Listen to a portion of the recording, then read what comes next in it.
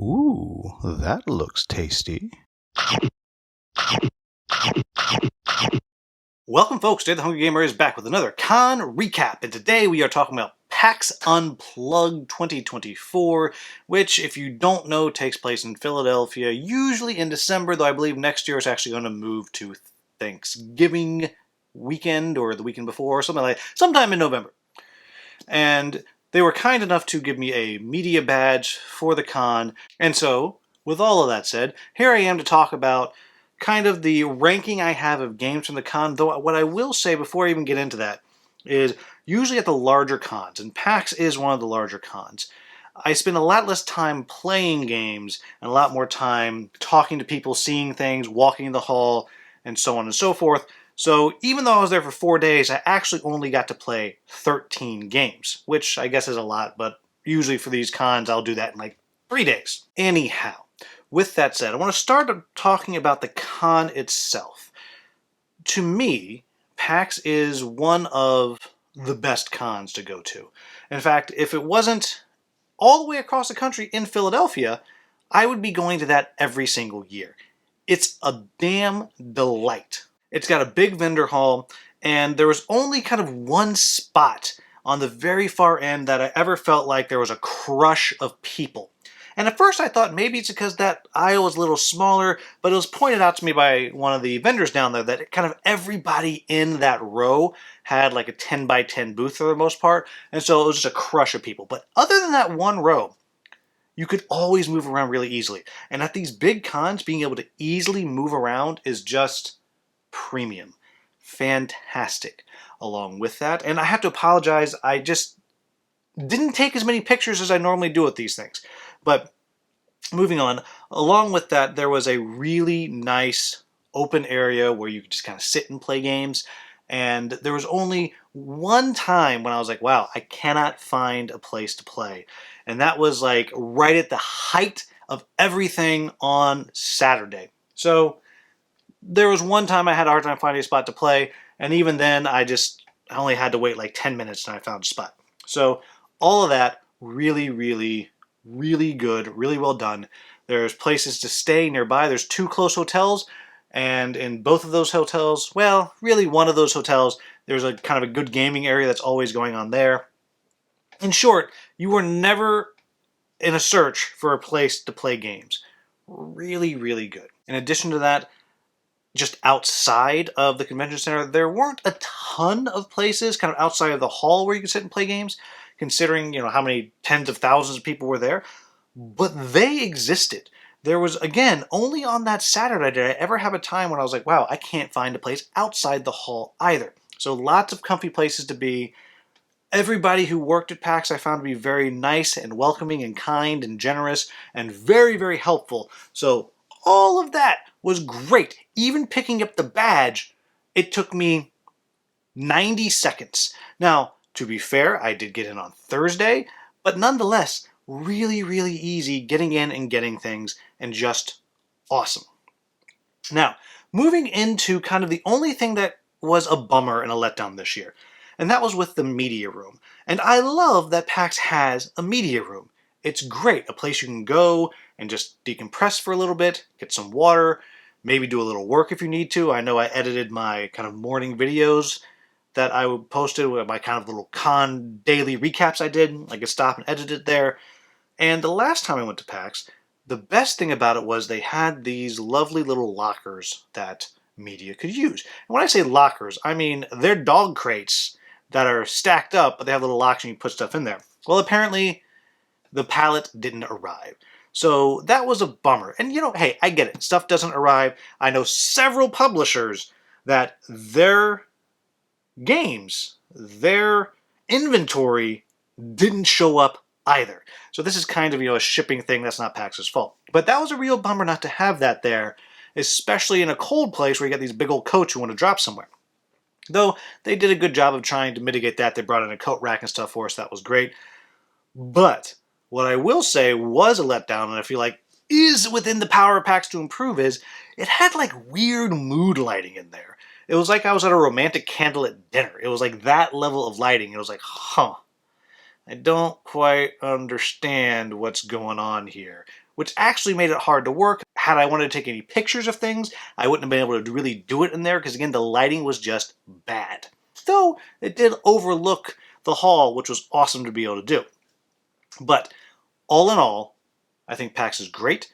I think PAX is absolutely as good as Gen Con, and the only thing that I would say that maybe puts it a little bit below Gen Con is simply that, yes, there's more people there, but there is more gaming space. You have Lucas Oil Stadium, and you can go there and just play. So you're never looking for a place to play at Gen Con. And maybe there's a few more vendors there, but really fantastic convention. I'm not going to be able to go next year. Hopefully the year after I'll be able to go again. Just really, really good. So moving into the games that I played. And before I do that, I will say I got to meet a lot of new publishers, people I hadn't met before, talk to a lot of people, learn about a lot of exciting games. PAX is not a new release con like Gen Con often is, so pretty much everything that was there was already out and available, with the exception maybe of the Lord of the Rings trick-taking game, which they were selling like 50 or so every morning. I didn't get a chance to get one, but other than that, pretty much everything was already out. So it was just kind of meeting and talking and what's coming up. And I will, of course, say thank you to the publishers that did send me home with some review copies, Mayfair Games, Fight in a Box Games, and Envy Board Games, who sent me home with some promo cards and things like that. But jumping into the games that I played, and as I'm looking at my list, which is kind of right here down below, there's a couple of games that I'm like, oh, I left it out. And those are ones that were just kind of shortened games, or they're kind of brief kind of media demo things, and they're a little scripted, and so that's okay. But here are the 13 games that I'm like, yes, I played that game all the way through. And so here we go. So the first one is number 13. Is a game called Castle Combo. And I got to see that in the Asmodee Media Room, which was a really cool event that they did where they invited tons of media people, and they had a bunch of games all set up that you could play, and we tried and we learned about stuff.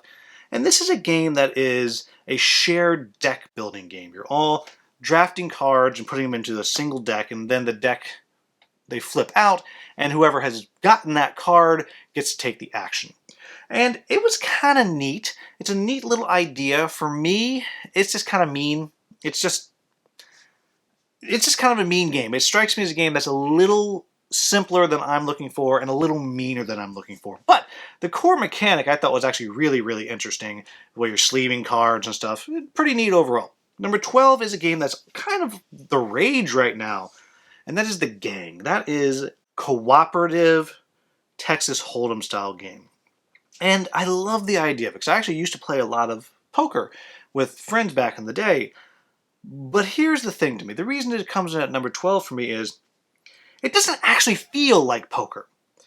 Because most of the hands we played, and one of the guys who had played the game a lot was like, well, usually it's going to be a pair is what's going to be the winner. Or definitely two pair. Which just doesn't feel right to me as someone who likes poker and was looking for that poker feel, because let's be real, if I start with 7-2 unsuited, I'm folding. I'm out. That's a terrible hand. And yet, while we played, I started with 7-2 unsuited, and after the flop, suddenly I had the best hand.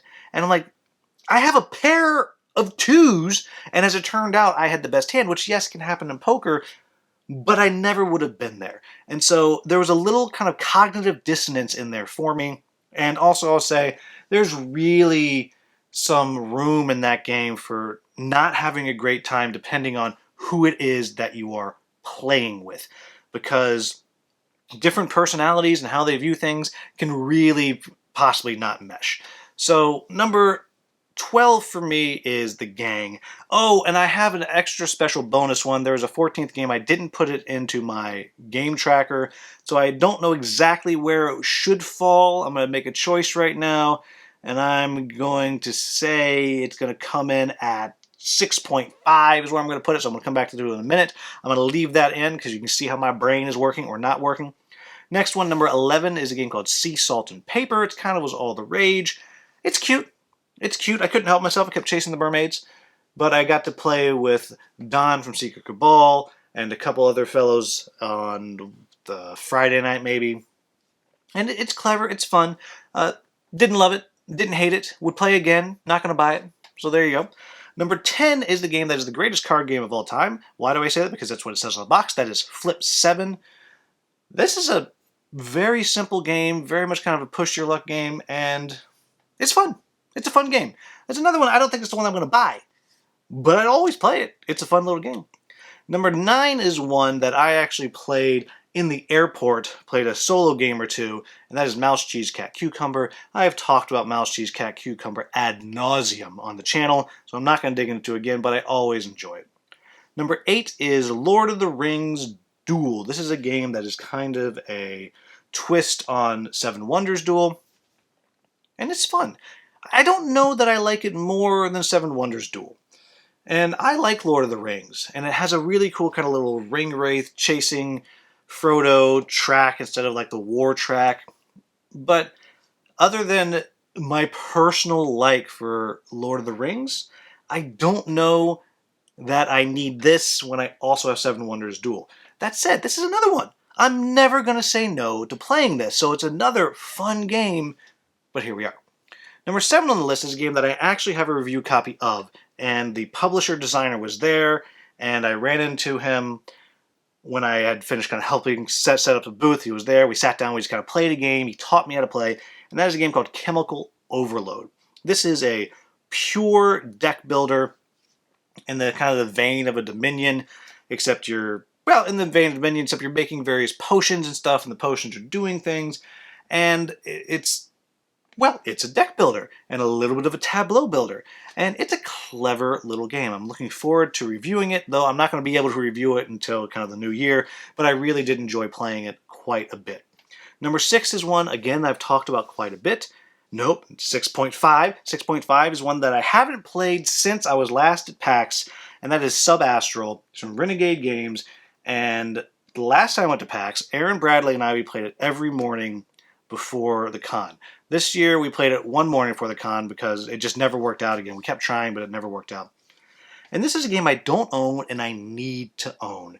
I'm going to keep my eye out for it, use somewhere. I'm going to pick it up because Sub-Astral, it kind of has a little bit of the same vibes as like a River Valley Glassworks, but a little bit simpler, and in some ways, it's a little more interesting with how the drafting works because depending on how you draft, either goes into your hand or goes into the tableau, which is similar to River Valley Glassworks, but there's a little more freedom, I think, to the drafting of cards into your hand or onto the board. Then number 6 is one I've talked about a lot. That's Res Arcana. I got to play with Peter from One Stop Co-op Shop, and really just, it's a great game. I always enjoy it. I really like it. I got to kind of follow a strategy I'd never followed before, and I still lost, but it was a lot of fun losing. Number 5 is a prototype I got to play from Thunderworks Games called Cities of the Spark. And like Chemical Overload, this is kind of a deck tableau builder style game, but kind of the shtick here is, well, also like with Chemical Overload, there's a lot of different types of cards you can have in the deck. Each card's going to do something different, but in this one, as you're playing, you're kind of going to be stacking up cards, and depending how many of the specific cards you have, when you activate a card, that's going to determine how powerful whatever the action is. Clever game. I got to play with Jess Carrier from Thunderworks Games, and we had a good time just sitting, talking, playing games, so really did enjoy that. Number 4 on the list was the first game I played at PAX, and that was Confusing Lands from Envy Born Games. And I have a review copy of this. I actually have it from the summer. I haven't gotten a review up yet. But this is a clever two-player game. And I found out I'd been playing it wrong, so it was nice to play with the publisher, and he was nice enough to send me home with some promo cards. It's just a fast, clever little game where you're puzzling things out, drafting cards, making your little tableau with different scoring conditions. Fun little game. And playing it right now really made me like it even more than I did before. Number 3 on the list is a new one coming up from Fight in a Box Games called Kaiser Cucumber. And a very long rest of the title, but I just wrote down Kaiser Cucumber in front of me, and I will be working on a preview for that. This is a, like Mouse, Cheese, Cat, Cucumber, so in the same world, a hidden roll game, but your hidden roll is going to determine what kind of scoring conditions you're going to have at the end of the game. Because as you're putting tiles out onto the board around these bunny bobbies, little bunny policemen. At the end of each round, wherever the bunnies are pointing, those cards are going to run away. And then any cards that are still left, but they are face up, you're going to wind up getting them caught and captured. And then the ones that are face down and haven't run away are going to get away scot-free. And you're going to score points at the end based on the different colors and your roll. So you might score points for having yellow cards get away scot-free. Well, someone else is going to get points for having yellow cards still in the deck, meaning they ran away and got shuffled back in, and each roll has a power. It's really clever. I don't know if I like it more than Mouse, Cheese, Cat, Cucumber, but I really like it. I'm really excited to play more. Very, very clever little game. Really enjoyed it. That's number 3. Number 2 is, again, another fight-in-a-box game, and that is Conquest Princess. You know it is you already know, maybe, that it is one of my Game of the Year nominees. And I wasn't planning on playing while I was there, but I went by the Fight-in-a-Box booth, and the designer, Seppi, or one of the designers, I should say, he had completely lost his voice. And so I sat down at a demo, and I kind of ran the tutorial, ran the game. And really fun, really enjoyable. I know they had them for sale there at the con. I don't know how many they sold, but probably not as many as they should have, because they should be totally sold out. Really, really fun game. Really enjoyed it. And it was just the tutorial again. Just always, always fun. Which brings me to my number 1 game of the con. And this is a game that I am unequivocally terrible at. I am the worst. I don't even know if unequivocally terrible works, but whatever. And that is Core of Discovery from Off the Page Games. And this is, I always compare it to Sudoku, just because you're looking at what's on the board and you're figuring out the rules, and you're saying, okay, well, if this is a mud space here, that means somewhere around it has to be water, because that's the rules for this space. So now I'm going to try to figure out what that might be. But as you're trying to figure that out, you're taking these tiles off the board and revealing spots that are going to, again, show you these land types.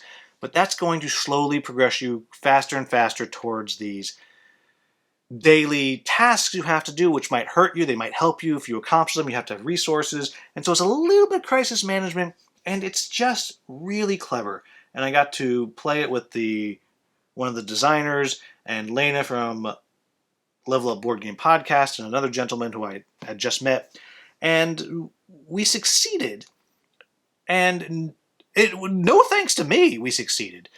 But it's just really clever, and I had a really good time playing it and kind of just seeing this after I had the prototype for a little bit. But there you have it, folks. That is PaxU. This is absolutely a con I'm looking forward to going back to. I've been twice now in about 5 years. I'm hoping to maybe start going maybe every other year, because again, it's Philadelphia. It's a long ways away from where I am. But I highly recommend checking it out. And it was so much fun that I'm considering maybe trying to go to one of the other PAXs, though I think those are mostly video games. But I'm thinking about going anyway, because it was just that much fun. Also, I neglected to mention they had a very useful app that you could use, and it had a interactive map, so it was very easy to kind of find where you were going. Would have been a little bit easier, I guess, if they had posted more obviously what the booth numbers were, but that is very much a small quibble that I have about it. But yeah, had a great time. If you are a person looking for a larger convention to go to, this is definitely one of the ones that I would look at and check out for next year. So, and also, Philadelphia is a cool town. And I had one of the best meals I've ever had in my life at a place called, I think it was called Alice Restaurant. Or, it's not Alice's Restaurant. Huh. I wonder if it's a play on that song. I don't know. But Restaurant Alice or Alice's Restaurant, something like that, really, really good. Had this massive 20-course tasting menu thing, and it was just awesome. So, great city, great con, great people, great time. Highly recommend PaxU. So there you have it, folks. That is my recap of PaxU. As always, if you found this video useful, please like, subscribe, share, maybe become a channel member. As always, thank you so much for watching. Have a wonderful, wonderful day.